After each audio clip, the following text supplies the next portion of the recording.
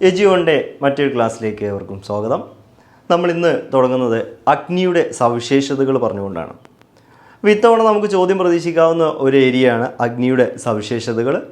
5 സവിശേഷതകളാണ് നമ്മൾ പ്രധാനമായിട്ടും പറയുന്നത്. ഒന്നാമതായിട്ട് നമ്മൾ പറയുന്നത് ഫയർ ഈസ് ഫസ്റ്റ്. വളരെ വ്യക്തമായിട്ട് നിങ്ങൾ കേൾക്കണം.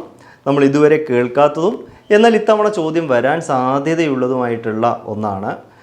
ഫസ്റ്റായിട്ട് നമ്മൾ പറയുന്നത് ഫയർ ഈസ് ഫസ്റ്റ്. നിമിഷങ്ങൾക്കുള്ളിൽ വൻ നാശനഷ്ടങ്ങൾ ഉണ്ടാക്കും എന്നതാണ് ഫയറിൻ്റെ പ്രത്യേകത. അതാണ് നമ്മൾ ഫയർ ഈസ് ഫസ്റ്റ് എന്നതുകൊണ്ട് ഉദ്ദേശിക്കുന്നത്.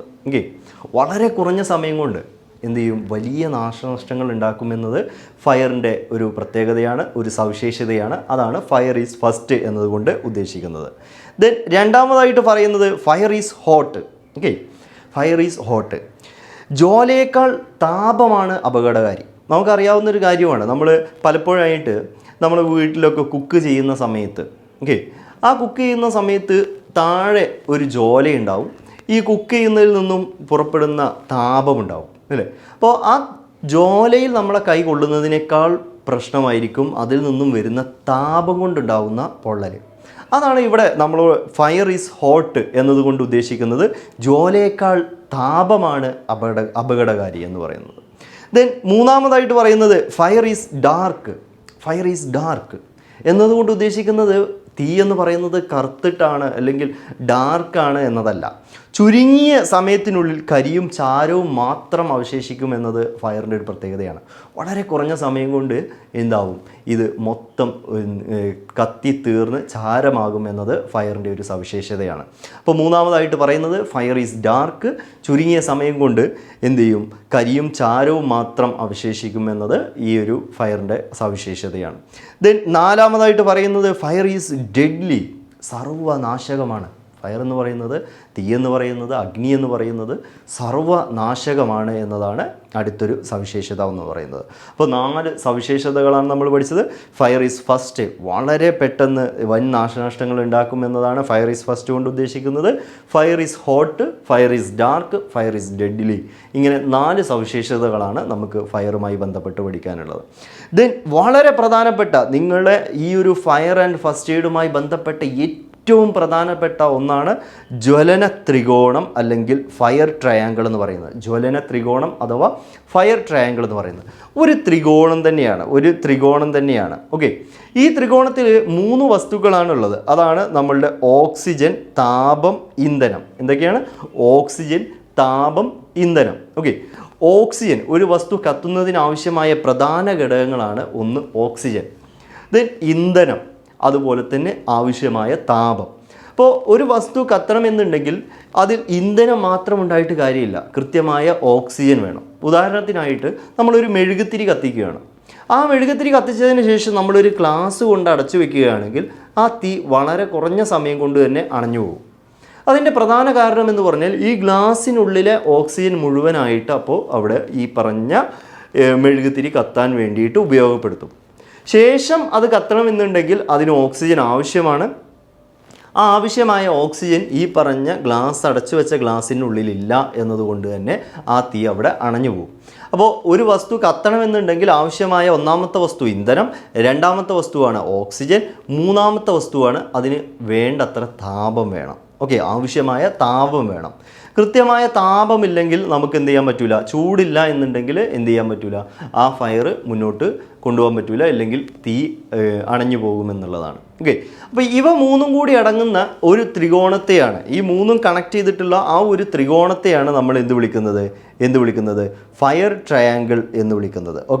ഇന്ധനം, അതുപോലെ തന്നെ താപം എന്ന് പറയുന്ന 3 സാധനങ്ങൾ.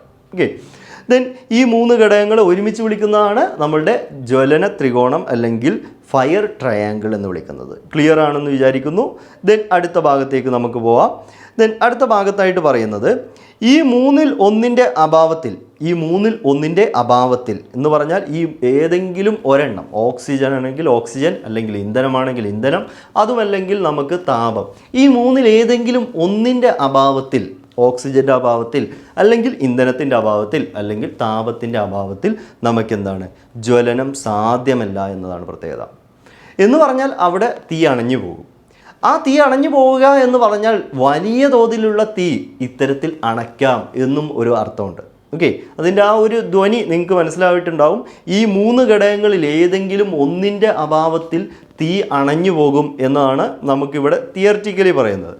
ആ തിയറി ഉപയോഗിച്ചാണ് നമ്മൾ അഗ്നിശമനം എന്ന ഒരു കാര്യത്തിലേക്ക് പോകുന്നത്. ഓക്കെ, അപ്പോൾ അടുത്ത ടോപ്പിക്കാണ് അഗ്നിശമനം അല്ലെങ്കിൽ നമ്മളുടെ ഫയർ എക്സ്റ്റിങ്ക്വിഷൻ എന്ന് പറയുന്നത്. ഓക്കെ, ജ്വലനത്തിന് അടിസ്ഥാനമായ 3 ഘടകങ്ങളിൽ ഏതെങ്കിലും ഒന്നിനെ ഇല്ലാതാക്കിക്കൊണ്ട് അഗ്നിശമനം നടത്തുന്നതാണ്.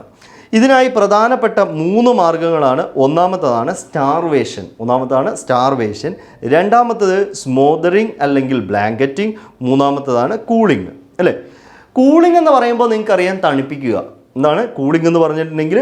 തണുപ്പിക്കുക. ഓക്കെ, ഈ തണുപ്പിക്കുക എന്ന് പറഞ്ഞിട്ടുണ്ടെങ്കിൽ അവിടെ നമുക്ക് ഉപയോഗിക്കുക ഈ പറഞ്ഞ താപത്തെ ഇല്ലാതാക്കുകയാണ്. എന്തിനെ ഇല്ലാതാക്കുകയാണ്? താപത്തെ ഇല്ലാതാക്കുകയാണ്. താപം ഇല്ലാതാക്കിക്കൊണ്ട് നമ്മൾ തീ അണയ്ക്കുന്ന രീതിയാണ് നമ്മൾ കൂളിംഗ് എന്ന് പറയുന്നത്. ഓക്കെ, പ്രധാനമായിട്ടും കൂളിങ്ങിനായിട്ട് ഉപയോഗിക്കുന്നത് എന്തായിരിക്കും? അപ്പോൾ ജലം നമുക്കറിയാം, നമുക്ക് താപം അണയ്ക്കാൻ അല്ലെങ്കിൽ താപം കുറയ്ക്കാൻ സഹായിക്കുന്ന ഒരു വസ്തുവാണ്. അത്തരം രീതിയിൽ നമ്മൾ ഒരു ജ്വലനം അഗ്നിശമനം സാധ്യമാക്കുകയാണെങ്കിൽ അതിനെ വിളിക്കുന്ന പേരാണ് കൂളിംഗ്. രണ്ടാമത്താണ് സ്മോദറിങ് അല്ലെങ്കിൽ ബ്ലാങ്കറ്റിംഗ്.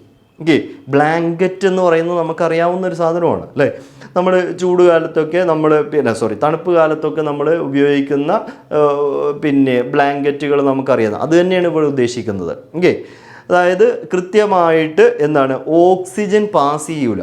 ഓക്കെ, ഓക്സിജനെ നമ്മൾ തടയാണ്. ഓക്കെ, അതായത് കത്തിക്കൊണ്ടിരിക്കുന്ന ഒരു വസ്തുവിൻ്റെ മുകളിൽ പല വസ്തുക്കളായിട്ട് ആവരണം ചെയ്തുകൊണ്ട് അതിലേക്കുള്ള ഓക്സിജൻ്റെ പ്രവാഹം തടയുക എന്ന് പറഞ്ഞിട്ടുണ്ടെങ്കിൽ കത്തിക്കൊണ്ടിരിക്കുന്ന ഒരു വസ്തുവിൻ്റെ മുകളിലേക്ക് നനഞ്ഞ ചാക്ക് ഉപയോഗിച്ചോ അല്ലെങ്കിൽ ബ്ലാങ്കറ്റ് ഉപയോഗിച്ചോ അല്ലെങ്കിൽ ഫോം ഉപയോഗിച്ചോ അതിനെ ആവരണം ചെയ്തു കഴിഞ്ഞാൽ ഇതിലേക്കുള്ള ഓക്സിജൻ പ്രവാഹം തടയും. അപ്പോൾ രണ്ടാമത്തെ മെത്തേഡ് എന്ന് പറഞ്ഞാൽ ഓക്സിജനെ തടഞ്ഞുകൊണ്ട് നമ്മൾ എന്ത് ചെയ്യണം? തീ അണയ്ക്കുന്ന രീതിയാണ് നമ്മൾ സ്മോദറിങ് അല്ലെങ്കിൽ ബ്ലാങ്കറ്റിംഗ് എന്ന് പറയുന്നത്. ദെൻ ഒന്നാമത്തെ രീതിയാണ് സ്റ്റാർവേഷൻ എന്ന് പറഞ്ഞിട്ടുണ്ടെങ്കിൽ ഇന്ധനത്തെ ഒഴിവാക്കി നിർത്തുക. ഓക്കെ, അപ്പോൾ പലർക്കും ആദ്യത്തെ 2 ഈസി ആയിട്ട് മനസ്സിലായി കാണും. ഒന്നാമത് നമ്മൾ താപം ഒഴിവാക്കുക, രണ്ടാമത് ഓക്സിജൻ ഒഴിവാക്കുക, മൂന്നാമത് ഇന്ധനം ഒഴിവാക്കുക. എങ്ങനെയാണ് ഇന്ധനം ഒഴിവാക്കുക? ഓക്കെ, അപ്പോൾ അതിന് ഏറ്റവും വലിയ ഉദാഹരണമാണ് കാട്ടുതീ ഉണ്ടാകുന്ന സമയത്ത്. ഓക്കെ, കാട്ടുതീ ഉണ്ടാകുന്ന സമയത്ത് നമുക്കറിയാവുന്ന സംഭവമാണ്. കാട്ടുതീ ഉണ്ടാകുന്ന സമയത്ത് ഒരു കാടിൻ്റെ നടുക്കിൽ ഫയർ ലൈൻ ഉണ്ടാക്കുന്നത്. ഓക്കെ, ഫയർ ലൈൻ സൃഷ്ടിക്കുന്നത്. അപ്പോൾ നമ്മളിങ്ങനെ ഒരു വ്യാപകമായിട്ടുള്ളൊരു കാടാണെങ്കിൽ ആ കാടിൻ്റെ നടുക്കിലൂടെ ഒരു വലിയ ഇടവഴി ഉണ്ടാക്കി കഴിഞ്ഞാൽ എന്ന് പറഞ്ഞാൽ ഒരു ഭാഗത്തു നിന്നും മറ്റൊരു ഭാഗത്തേക്ക് തീ പോവാത്ത രീതിയിലുള്ള ഒരു ഇടവഴി ഉണ്ടാക്കി കഴിഞ്ഞാൽ ഈ പറഞ്ഞ ഇന്ധന ലഭ്യത, അതായത് അടുത്തത് ഇനി കത്തണമെങ്കിൽ എന്ത് വേണം? ഈ പറഞ്ഞ വിറക് വേണം, അല്ലെങ്കിൽ അവിടുത്തെ മരങ്ങൾ വേണം. ഈ മരങ്ങളുടെ ഇടയിൽ ഒരു ഗ്യാപ്പ് വന്നു കഴിഞ്ഞാൽ അതെന്താവും? അവിടെ ഇന്ധന ലഭ്യത കുറയും. ഓക്കെ, അപ്പോൾ ആ രീതിയിൽ ഫയർ ലൈൻ സൃഷ്ടിച്ചുകൊണ്ട് തീ അണയ്ക്കുന്നത് അല്ലെങ്കിൽ തീ വ്യാപിക്കുന്നത് തടയുന്നത് ഈ പറഞ്ഞ രീതിയിലാണ്, സ്റ്റാർവേഷനാണ്. വളരെ പ്രധാനപ്പെട്ട ഒരു ഉദാഹരണമാണ് സ്റ്റാർവേഷൻ്റെ. ഈ കാട്ടുതീ തടയുന്നതിനായിട്ടുള്ള ഫയർ ലൈൻ സൃഷ്ടിക്കുന്നത് ഏത് രീതിയിലുള്ള തീയണയ്ക്കലിന് ഉദാഹരണമാണ്. അത് സ്റ്റാർവേഷനാണ്. കഴിഞ്ഞ തവണ ചോദിച്ചൊരു ചോദ്യം കൂടിയാണ് സ്റ്റാർവേഷൻ്റെ ഈ പറഞ്ഞ ഫയർ ലൈൻ സൃഷ്ടിക്കുന്നത്. അതുപോലെ തന്നെ റിവേഴ്സ് ഓർഡറിലുള്ള ഫയറിങ്. ഓക്കെ, റിവേഴ്സ് ഓർഡറിലുള്ള കൺട്രോൾഡ് ഫയറിങ് നമുക്ക് ഇതിനൊരു ഉദാഹരണമാണ്, സ്റ്റാർവേഷൻ ഉദാഹരണമാണ്. ഇപ്പോൾ ഉദാഹരണത്തിനായിട്ട് ആ ഭാഗത്ത് നിന്ന് തീ ഇങ്ങോട്ട് ഇങ്ങനെ ജ്വലിച്ച് വരികയാണെങ്കിൽ അതിന് നേരെ ഓപ്പോസിറ്റ് ഡയറക്ഷനിൽ നമ്മൾ എന്ത് ചെയ്യാണ്? കുറഞ്ഞ ഏരിയയെ വെച്ചിട്ട് നമ്മൾ എന്ത് ചെയ്യാണ്? ഇവിടുന്ന് അങ്ങോട്ട് എന്ത് ചെയ്യാണ്? തീ കത്തിച്ചു വിടുകയാണ്. അങ്ങനെ കത്തിച്ച് വിടുന്ന സമയത്ത് സ്വാഭാവികമായിട്ടും അവിടുന്ന് കത്തി വരുന്ന തീയിന് ഇന്ധന ലഭ്യത ഇല്ലാതാവും. കാരണം എന്താ? ഇനി മുന്നോട്ട് പോകേണ്ട ഭാഗങ്ങളൊക്കെ ഓൾറെഡി എന്ത് ചെയ്തിട്ടുണ്ട്? കത്തി അണഞ്ഞിട്ടുണ്ട്. അപ്പോൾ ഈ ഓപ്പോസിറ്റ് ഡയറക്ഷനിലുള്ള കൺട്രോൾഡ് ഫയറിംഗ് എന്ന് പറയുന്നത് സ്റ്റാർവേഷന് ഉദാഹരണമാണ്. അപ്പോൾ നമ്മൾ 3 രീതിയിലുള്ള അഗ്നിശമനങ്ങളെ കുറിച്ചാണ് പറഞ്ഞത്. ഒന്നാമത്തെ രീതി എന്ന് പറയുന്നത് സ്റ്റാർവേഷനാണ്. രണ്ടാമത്തെ രീതി എന്ന് പറയുന്നത് ബ്ലാങ്കറ്റിംഗ് അല്ലെങ്കിൽ സ്മോദറിംഗ് ആണ്. മൂന്നാമത്തെ രീതി എന്ന് പറയുന്നത് കൂളിംഗ് ആണ്. കൂളിംഗ് താപമാണ് ഇല്ലാതാക്കുന്നത്. ദെൻ ബ്ലാങ്കറ്റിംഗ് എന്ന് പറയുന്നത് ഓക്സിജനെ ഇല്ലാതാക്കിക്കൊണ്ടാണ്. ദെൻ സ്റ്റാർവേഷൻ എന്ന് പറയുന്നത് നമ്മളുടെ ഇന്ധനം ഇല്ലാതാക്കിക്കൊണ്ടുള്ള രീതിയാണ്. ഓക്കെ, വളരെ വ്യക്തമാണെന്ന് വിചാരിക്കുന്നു. ദെൻ അടുത്ത ഭാഗത്തേക്ക് നമുക്കൊന്ന് നോക്കാം. അടുത്ത ഭാഗമാണ് fire tetrahedron. Okay, fire tetrahedron. Okay എന്ന് പറഞ്ഞാൽ നമ്മൾ ഇതുവരെ ട്രയാങ്കിളെ പഠിച്ചിട്ടുള്ളൂ. ഓക്കെ, ട്രയാങ്കിളെ പഠിച്ചിട്ടുള്ളൂ. 3 കാര്യങ്ങളുടെ വ്യാപകമായിട്ടുള്ള ഇല്ലെങ്കിൽ 3 കാര്യങ്ങൾ കൊണ്ട് തീ ഉണ്ടാകുന്നതിനെ കുറിച്ച് പറഞ്ഞിട്ടുള്ളൂ. അതിനോട് കൂടി അഡീഷണൽ ആയിട്ട് ഒരു കാര്യം കൂടി കൂടിയാൽ അതിനെ വിളിക്കുന്ന പേരാണ് ഫയർ ടെട്രാഹിഡ്രൻ എന്ന് പറയുന്നത്. ഓക്കെ, ഇന്ധനം, ഓക്സിജൻ, താപം എന്നീ 3 ഘടകങ്ങൾ കൂടാതെ ചെയിൻ റിയാക്ഷൻ. എന്താണ് ചെയിൻ റിയാക്ഷൻ? ഓക്കെ, എന്താണ് ചെയിൻ റിയാക്ഷൻ എന്ന ഒരു ഘടകം കൂടി തീ കത്തുന്നതിന് പടർന്നു പിടിക്കുന്നതിന് കാരണമാകുന്നുണ്ട്. ഈ 4 ഘടകങ്ങൾ ചേർന്ന് വരുന്നതാണ് ഫയർ ടെട്രാഹിഡ്രൻ എന്ന് പറയുന്നത്. ഓക്കെ, ഫയർ ടെട്രാഹിഡ്രനിൽ ഇന്ധനം, ഓക്സിജൻ, താപം, ചെയിൻ റിയാക്ഷൻ. 4ാമത് വരുന്നത് എന്താണ്? Chain reaction. Okay, for example നമുക്കറിയാവുന്നൊരു സാധനമാണ് ഇരുമ്പ് തുരുമ്പ് പിടിക്കുന്നത്. ഓക്കെ, ഇരുമ്പ് തുരുമ്പ് പിടിക്കുന്നതിന് കാരണമായിട്ട് ഇരുമ്പ് തുരുമ്പ് പിടിക്കുന്നത് ഒരു ജ്വലനമാണെന്ന് നമ്മൾ ഓൾറെഡി പറഞ്ഞിട്ടുണ്ട്. അതിൽ നമുക്കറിയാവുന്ന ഒരു കാര്യമാണ് താപം വേണം അല്ലേ, അതുപോലെ തന്നെ ഓക്സിജൻ വേണം, അതുപോലെ തന്നെ പിന്നെന്ത് വേണം? ഇന്ധനം വേണം. ഓക്കെ, അപ്പോൾ താപം, ഓക്സിജൻ, ഇന്ധനമായിട്ട് അയൺ ഉണ്ട്. ഓക്കെ, ഇത് മാത്രമല്ല ഈ പറഞ്ഞ ജ്വലനത്തെ സ്വാധീനിക്കുന്ന ഘടകം അതിലെ ചെയിൻ റിയാക്ഷനും കൂടി സ്വാധീനിക്കുന്നുണ്ട്. ഓക്കെ, അപ്പോൾ ഈ പറഞ്ഞ 4 ഘടകങ്ങളും കൂടി കൂടിയതിനെയാണ് നമ്മൾ ഫയർ ടെട്രാഹിഡ്രൻ എന്ന് പറയുന്നത്. ഓക്കെ, ചോദിച്ചിട്ടുള്ള ചോദ്യം എന്ന് പറയുന്നത് ഇൻഹിബിഷൻ ഓഫ് ചെയിൻ റിയാക്ഷൻ എന്താണെന്നാണ്. Okay, inhibition of chain reaction കഴിഞ്ഞ തവണ ചോദിച്ചൊരു ചോദ്യമാണ്. തീ പടരുന്നതിന് കാരണമായ ചെയിൻ റിയാക്ഷൻ തടസ്സപ്പെടുത്തി തീയെ നിയന്ത്രണ വിധേയമാക്കുന്ന അഗ്നിശമന രീതിയെയാണ് നമ്മൾ എന്ത് വിളിക്കുന്നത്? ഇൻഹിബിഷൻ ഓഫ് ചെയിൻ റിയാക്ഷൻ എന്ന് വിളിക്കുന്നത്. ഓക്കെ, വളരെ വ്യക്തമാണ്. ഇൻഹിബിഷൻ ഓഫ് ചെയിൻ റിയാക്ഷൻ എന്ന് പറഞ്ഞാൽ തീ അണയ്ക്കുന്നതിനായിട്ട് ഈ പറഞ്ഞ 4ാമത്തെ ഘടകമായ ചെയിൻ റിയാക്ഷനെ ഇല്ലാതാക്കുക എന്നതാണ്. ദെൻ തീ വ്യാപിക്കുന്നതിനും ആശ്രയിച്ചിരിക്കുന്ന ഘടകങ്ങൾ. അടുത്തതായിട്ട് നമുക്ക് പറയാനുള്ളത് തീ വ്യാപിക്കുന്നതിനെ ആശ്രയിച്ചിരിക്കുന്ന ഘടകങ്ങളാണ്. നമുക്ക് ഒന്നാമതായിട്ട് പറയുന്ന ഘടകം എന്ന് പറയുന്നത് തീ പിടിക്കുന്ന പ്രതലത്തിൻ്റെ വിസ്തീർണം, സ്പെസിഫിക് സർഫസ് ഏരിയ എന്ന് പറയും. ഓക്കെ, സ്പെസിഫിക് സർഫസ് ഏരിയ, തീ പിടിക്കുന്നതിന് അല്ലെങ്കിൽ പിടിക്കുന്ന പ്രതലത്തിൻ്റെ വിസ്തീർണം. ഓക്കെ, ഇത് കൂടുതലായാൽ തീ വളരെ പെട്ടെന്ന് വ്യാപിക്കും. ഉദാഹരണമായിട്ട് പേപ്പർ, അതുപോലെ തന്നെ ഉണങ്ങിയ വൈക്കോൽ കൂട്ടം, ഇതൊക്കെ എന്താണ്?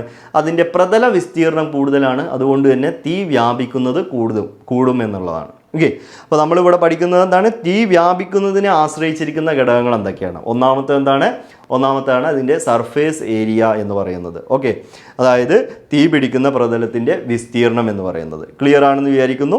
ദെൻ രണ്ടാമതായിട്ട് നമുക്ക് പറയുന്നതാണ് തീ പിടിക്കുന്ന വസ്തുവിൽ നിന്നും പുറത്തു വരുന്ന താപത്തിൻ്റെ അളവ്. ഓക്കെ, തീ പിടിക്കുന്ന വസ്തുവിൽ നിന്നും വരുന്ന താപത്തിൻ്റെ അളവ്. ഓക്കെ, തീ പിടിക്കുന്ന വസ്തുവിൽ നിന്നും പുറത്തു വരുന്ന താപത്തിൻ്റെ അളവ്. അതായത് കൂടുതൽ ചൂടുണ്ടായാൽ തീ വളരെ പെട്ടെന്ന് വ്യാപിക്കും. ഓക്കെ, അപ്പോൾ നമുക്കറിയാം ഉണങ്ങിയ വിറക്. ഓക്കെ, ഉണങ്ങിയ വിറക് ഒന്ന് വെള്ളമൊഴിച്ച് തണുപ്പിച്ച് കഴിഞ്ഞാൽ അതിൽ തീ ഉണ്ട്, അല്ലെങ്കിൽ നമുക്ക് പിന്നെ അഗ്നി അല്ലെങ്കിൽ തീ കൊടുത്തു കഴിഞ്ഞാൽ അത് വളരെ പെട്ടെന്ന് എന്ത് ചെയ്യൂല? കത്തിപ്പിടിക്കൂല. എന്നാൽ വളരെ ഉണങ്ങിപ്പിടിച്ച് നല്ല ചൂടായിട്ട് കിടക്കുന്ന ഒരു വിറക് കഷ്ണമാണെങ്കിൽ അത് നമ്മൾ തീ കൊടുക്കേണ്ട താമസമേ ഉണ്ടാവുകയുള്ളൂ. അതെന്ത് ചെയ്യും? വളരെ പെട്ടെന്ന് തീ പിടിക്കാൻ കാരണമാകും. ഓക്കെ, അപ്പോൾ രണ്ടാമത്തെ ഘടകം എന്ന് പറയുന്നത് തീ പിടിക്കുന്ന വസ്തുവിൽ നിന്നും പുറത്തു വരുന്ന താപത്തിൻ്റെ അളവും എന്തിനെ സ്വാധീനിക്കുന്നു? അതിലെ തീ വ്യാപനത്തിന്, വളരെ പെട്ടെന്ന് വ്യാപിക്കുന്നതിന് കാരണമാകും.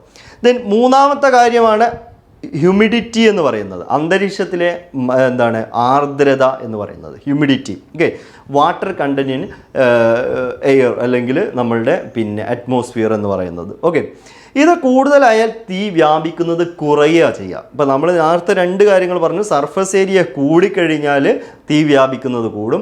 അതുപോലെ തന്നെ തീ പിടിക്കുന്ന വസ്തുവിലെ ചൂട് കൂടിക്കഴിഞ്ഞാലും തീ വ്യാപിക്കുന്നത് കൂടും. ദെൻ മൂന്നാമതായിട്ട് പറഞ്ഞത് ഹ്യൂമിഡിറ്റി കൂടിക്കഴിഞ്ഞാൽ, ഹ്യൂമിഡിറ്റി എന്ന് പറഞ്ഞാൽ വെള്ളമല്ലേ, ഹ്യൂമിഡിറ്റി കൂടി കഴിഞ്ഞിട്ടുണ്ടെങ്കിൽ എന്ത് ചെയ്യും? തീ വ്യാപിക്കുന്നത് കുറയുകയാണ് ചെയ്യുന്നത് കേട്ടോ. തീ വ്യാപിക്കുന്നത് കുറയുകയാണ് ചെയ്യുന്നത് കേട്ടോ. അപ്പോൾ ഹ്യൂമിഡിറ്റി കുറഞ്ഞു കഴിഞ്ഞാൽ തീ വ്യാപിക്കുന്നത് കൂടും. അപ്പോൾ സ്റ്റേറ്റ്മെൻ്റ് ആയിട്ടാണ് ഈ ഒരു ചോദ്യങ്ങളെയൊക്കെ നമ്മൾ കാണേണ്ടത്. ദെൻ നാലാമതായിട്ട് പറയുന്നത് കാറ്റിൻ്റെ വേഗത അതുപോലെ തന്നെ ദിശ. കാറ്റിൻ്റെ വേഗത അതുപോലെ തന്നെ ദിശ. നിങ്ങൾക്കറിയാം, പെട്ടെന്നൊരു തീ ഉണ്ടായി കഴിഞ്ഞാൽ, ഒരു ഭാഗത്ത് തീ പിടിച്ചു കഴിഞ്ഞാൽ അവിടെ ഉണ്ടാവുന്ന കാറ്റ്, ആ കാറ്റ് നന്നായിട്ട് കാറ്റ് വീശിക്കഴിഞ്ഞാൽ, ഇപ്പോൾ നമ്മളറിയാം, നമുക്ക് പിന്നെ നമ്മൾ ചിക്കനൊക്കെ ഫ്രൈ ചെയ്യുന്നത് അല്ലെങ്കിൽ ഗ്രില്ല് ചെയ്യുന്ന സമയത്ത് പലപ്പോഴായിട്ട് നമ്മളുടെ റിയൽ ലൈഫിലൊക്കെ ഉണ്ടാകുന്ന സാഹചര്യങ്ങളാണ്. ചിക്കൻ ഗ്രില്ല് ചെയ്യുന്ന സമയത്ത് നമ്മൾ എന്ത് ചെയ്യും? ചാർക്കോൾ കത്തിക്കും. ഈ ചാർക്കോൾ കത്തിക്കുമ്പോൾ അത് നന്നായിട്ട് കത്താൻ വേണ്ടിയിട്ട് നമ്മൾ എന്ത് ചെയ്യും? ഫാൻ ഉപയോഗിക്കും, അല്ലെങ്കിൽ മറ്റ് കാറ്റ് കൊടുക്കാൻ പറ്റുന്ന മറ്റ് സംഭവങ്ങളൊക്കെ നമ്മൾ ഉപയോഗിക്കുന്നു, അല്ലേ? നന്നായിട്ട് അതിലേക്ക് കാറ്റ് കൊടുക്കുന്ന അല്ലെങ്കിൽ കാറ്റടിക്കുന്ന സമയത്ത് എന്ത് ചെയ്യും? കുറേ നേരം അതിങ്ങനെ പൊട്ടിപ്പൊരിഞ്ഞ് പിന്നീട് പെട്ടെന്ന് എന്ത് ചെയ്യും? ആളി കത്തും. ഓക്കെ, അപ്പോൾ കാറ്റിൻ്റെ വേഗതയും അതുപോലെ തന്നെ അതിൻ്റെ ദിശയും, അതുപോലെ ദിശയും, ഏത് ദിശയിലാണോ കാറ്റടിക്കുന്നത് ആ ദിശയിലേക്ക് പെട്ടെന്ന് എന്ത് ചെയ്യും? ഈ പറഞ്ഞ തീ വ്യാപിക്കാൻ കാരണമാകുമെന്നുള്ളതാണ്. അപ്പോൾ കാറ്റിൻ്റെ വേഗത, ദിശ, ഇത് അനുകൂലമായാൽ തീ വേഗത്തിൽ വ്യാപിക്കുമെന്നുള്ളതാണ്. ഓക്കെ, ദെൻ അന്തരീക്ഷ മർദ്ദം, പ്രഷർ, അറ്റ്മോസ്ഫിയറിക് പ്രഷർ എന്ന് പറയുന്നത് ഈ പറഞ്ഞ പോലെ തന്നെ തീ വ്യാപിക്കാനുള്ള ഒരു കാരണമാണ്, അതിൻ്റെ ഒരു ഘടകമാണ്. അന്തരീക്ഷ മർദ്ദം കൂടിയാൽ തീ വ്യാപനം കൂടും. മർദ്ദം കൂടിക്കഴിഞ്ഞാൽ തീ വ്യാപനം കൂടും. മർദ്ദം കുറഞ്ഞിരുന്നാൽ തീ വ്യാപനം കുറയുകയും ചെയ്യും. ഓക്കെ, അപ്പോൾ ഒരു കാര്യം മാത്രം നേരെ ഓപ്പോസിറ്റ് ഉള്ളൂ. അതെന്താണ്? അതാണ് നമ്മൾ നേരത്തെ പറഞ്ഞ ഹ്യൂമിഡിറ്റി എന്ന് പറയുന്നത്. ഓക്കെ അല്ലേ? ദെൻ അടുത്തതായിട്ട് നമുക്ക് പറയാനുള്ളതാണ് ഫ്ലാഷ് പോയിൻ്റ് എന്ന് പറയുന്നത്. വളരെ പ്രധാനപ്പെട്ട ഒന്നാണ് ഫ്ലാഷ് പോയിൻ്റ് എന്ന് പറയുന്നത്. ഓക്കെ, ഇമ്പോർട്ടൻ്റ് എന്ന് പറഞ്ഞാൽ അത്ര ഇമ്പോർട്ടൻ്റ് ആയിട്ടുള്ളൊരു കാര്യമാണ് ഫ്ലാഷ് പോയിൻ്റ്. കത്താൻ പര്യാപ്തമായ ഒരു ദ്രാവകമോ വാതകമോ വായുവുമായി ചേർന്നൊരു മിശ്രിതം. ഓക്കെ, എന്ന് വെച്ചാൽ ഇന്ധനവും ഓക്സിജനും തമ്മിലുള്ള ഒരു മിക്സ്ചർ. ഓക്കെ, ദെൻ ആ മിക്സ്ചർ ഒരു ജോലിയല്ല കേട്ടോ, ഇവിടെ തെറ്റിപ്പോയിട്ടുണ്ട്, ഒരു ജ്വാലയുടെ സാന്നിധ്യത്തിൽ മിന്നൽ മാത്രയിൽ കത്തി അണയുന്നതിന് വേണ്ട കുറഞ്ഞ ഊഷ്മാവ്, കുറഞ്ഞ താപത്തെയാണ് നമ്മൾ ഫ്ലാഷ് പോയിന്റ് എന്ന് പറയുന്നത്. ഓക്കെ, നമുക്കറിയാം ക്യാമറയിലെ ഫ്ലാഷ് എന്ന് പറഞ്ഞാൽ പെട്ടെന്ന് മിന്നി കത്തുന്നതാണ്. അപ്പോൾ ഈ പറഞ്ഞതുപോലെ തന്നെ ഇന്ധനവും ഓക്സിജനും തമ്മിലുള്ള ഒരു മിക്സ്ചർ ഉണ്ടാവുമല്ലോ. ഈ മിക്സ്ചർ ഒരു ജ്വാലയുടെ സാന്നിധ്യത്തിൽ, ഓക്കെ, ഇപ്പോൾ ഇതൊരു മിക്സ്ചറാണ്, ഇന്ധനവും ഓക്സിജനുള്ള മിക്സ്ചറാണ്. അതിലേക്ക് താപം കൊടുത്തു കഴിഞ്ഞാൽ കത്തും, അല്ലേ? അപ്പോൾ നമ്മളൊരു എക്സ്റ്റേണൽ ഫ്ലെയിം കൊടുക്കുകയാണ്. ഈ ഫ്ലെയിം കൊടുക്കുന്നതോട് കൂടി ഇത് മിന്നൽ മാത്രയിൽ കത്തുന്നു. ഓക്കെ, ആ കത്തുന്നതിന് വേണ്ട ഏറ്റവും മിനിമം താപം, ഏറ്റവും മിനിമം ചൂട്, ഊഷ്മാവ്, ഓക്കെ, അതിനെയാണ് നമ്മൾ എന്ത് വിളിക്കുന്നത്? ഫ്ലാഷ് പോയിൻ്റ് എന്ന് വിളിക്കുന്നത്. ഓർക്കണേ എന്ന് പറഞ്ഞിട്ടുണ്ടെങ്കിൽ നമുക്കറിയാം, ഒരു പടക്കം, ആ പടക്കത്തിന് തീ കൊടുക്കുന്നു, അത് ചൂടില്ലെങ്കിൽ അത് പൊട്ടുമോ? ഇല്ല. അപ്പോൾ അതിന് ഒരു മിനിമം ചൂട് വേണ്ടി വരും. വല്ലാണ്ട് ചൂടാക്കി അത് പൊട്ടിത്തെറിക്കും, അല്ലേ? ഒരു മിനിമം ചൂടിൽ നിർത്തിക്കഴിഞ്ഞാൽ ആ പറഞ്ഞ പടക്കത്തിന് നമ്മൾ എന്ത് ചെയ്യാണ്? തീ കൊടുക്കുന്ന മാത്രയിൽ തന്നെ അത് പൊട്ടിത്തെറിക്കും, അല്ലേ? അപ്പോൾ ഈ പറഞ്ഞ പോലെ തന്നെ ഇന്ധനവും ഓക്സിജനും തമ്മിലുള്ള മിശ്രിതം, ആ മിശ്രിതത്തിലേക്ക് എക്സ്റ്റേണലായിട്ട് നമ്മൾ എന്ത് ചെയ്യാണ്? ഒരു തീ കൊടുക്കുകയാണ്, ഒരു ജ്വാല കൊടുക്കുകയാണ്. ആ ജ്വാല കൊടുക്കുന്ന ഒരു ഫ്ലെയിം കൊടുക്കുകയാണ്. ആ ഫ്ലെയിം കൊടുക്കുന്നതോടുകൂടി ഇതെന്ത് ചെയ്യണം? മിന്നൽ മാത്രയിൽ കത്തി നശിക്കണം, അല്ലേ? അങ്ങനെ കത്തുന്നതിന് വേണ്ട ഏറ്റവും മിനിമം എന്താണ്? ഊഷ്മാവിനെ മിനിമം ടെമ്പറേച്ചറിനെയാണ് നമ്മൾ എന്ത് വിളിക്കുന്നത്? ഫ്ലാഷ് പോയിന്റ് എന്ന് വിളിക്കുന്നത്. ഓക്കെ, അപായ സാധ്യത ഏറ്റവും കൂടിയ ഒന്നാണ് ഈ ഫ്ലാഷ് പോയിന്റ് എന്ന് പറയുന്നത്. വളരെ അപകടകാരിയാണ്, മിന്നൽ മാത്രയിലാണ് ഇത് കത്തുക. അപ്പോൾ ഇത്തരത്തിൽ അപകടം സംഭവിക്കാതിരിക്കാൻ വേണ്ടിയിട്ട് ഈ ഫ്ലാഷ് പോയിന്റ് വെച്ച് നമ്മൾ ഈ പറഞ്ഞ അഗ്നിയെ നിയന്ത്രിക്കാറുണ്ട്. ഫ്ലാഷ് പോയിന്റിനേക്കാൾ കുറഞ്ഞ ഊഷ്മാവിൽ എന്താണ്? ഈ പറഞ്ഞ ഇന്ധനവും ഓക്സിജനും അടങ്ങിയിട്ടുള്ള മിശ്രിതത്തെ നമ്മൾ സംഭരിച്ചു കഴിഞ്ഞാൽ അപായം ഒഴിവാക്കാം എന്നുള്ളതാണ്. ഓക്കെ, ഇത് പെട്ടെന്ന് കത്താൻ വേണ്ട ഊഷ്മാവിനേക്കാൾ താഴ്ന്ന ഊഷ്മാവിൽ നമ്മൾ എന്ത് ചെയ്യാണ്? ഇതിനെ സ്റ്റോർ ചെയ്ത് വെക്കുകയാണെങ്കിൽ നമുക്ക് എന്താണ്? അവിടെ അപകടം നമുക്ക് ഒഴിവാക്കാം എന്നുള്ളതാണ്. അപ്പോൾ നമ്മൾ ഇന്ന് പറഞ്ഞത് അഗ്നിയുടെ സവിശേഷതകളെ കുറിച്ച് പറഞ്ഞു, അല്ലേ? 4 സവിശേഷതകൾ പറഞ്ഞു. അതുപോലെ തന്നെ അഗ്നി അല്ലെങ്കിൽ അത് ഈ പറഞ്ഞ ഫയർ ട്രയാങ്കിൾ പറഞ്ഞു. ഈ ഫയർ ട്രയാങ്കിളിൽ 3 ഘടകങ്ങളെ നിയന്ത്രിച്ചുകൊണ്ട് നമുക്ക് 3 രീതിയിലുള്ള അഗ്നി ശമനത്തെക്കുറിച്ച് പറഞ്ഞു. അത് കഴിഞ്ഞിട്ട് നമ്മൾ ഫയർ ടെട്രാഹെഡ്രനെ കുറിച്ച് പറഞ്ഞു. 4മതൊരു ഘടകം കൂടി ഫയർ ട്രയാങ്കിൾക്ക് ചേർന്നതാണ് ഫയർ ടെട്രാഹെഡ്രൻ. ഈ ഫയർ ടെട്രാഹെഡ്രനിലെ ചെയിൻ റിയാക്ഷനെ നിയന്ത്രിച്ചുകൊണ്ട് അഗ്നിശമനം സാധ്യമാക്കുന്നതിനെ നമ്മൾ വിളിക്കുന്ന പേരാണ് ഇൻഹിബിഷൻ ഓഫ് ചെയിൻ റിയാക്ഷൻ എന്ന് വിളിക്കുന്നത്. ദെൻ അത് കഴിഞ്ഞിട്ട് നമ്മൾ എന്ത് പറഞ്ഞു, 5 ഈ പറഞ്ഞ അഗ്നി വ്യാപനവുമായി ബന്ധപ്പെട്ട 5 ഘടകങ്ങളെക്കുറിച്ച് പറഞ്ഞു. ദെൻ അത് കഴിഞ്ഞ് നമ്മൾ ഫ്ലാഷ് പോയിന്റ് പറഞ്ഞു, minimum temperature to explode the fuel and oxygen mixture. Okay, ഇതാണ് നമ്മൾ ലാസ്റ്റ് പറഞ്ഞത്. അതായത് മിനിമം ടെമ്പറേച്ചറാണ്. ഒരു ഓക്സിജനും ഇന്ധനവും ഉള്ള മിക്സ്ചർ നമ്മൾ എന്ത് ചെയ്യണം, എക്സ്റ്റേണൽ ആയിട്ടുള്ള ഒരു ഫ്ലെയിം കൊടുക്കുമ്പോൾ പെട്ടെന്ന് കത്താൻ വേണ്ട ഏറ്റവും കുറഞ്ഞ താപമാണ് ഫ്ലാഷ് പോയിന്റ്. ചോദ്യമാണ്, ഇമ്പോർട്ടൻ്റ് ആണ്. ഓക്കെ, അപ്പോൾ ഇത്രയും കാര്യങ്ങൾ നിങ്ങൾക്ക് മനസ്സിലായിട്ടുണ്ടാവും എന്ന് വിചാരിക്കുന്നു. ബാക്കി നമ്മൾ അടുത്ത ക്ലാസ്സിൽ എടുക്കുന്നു.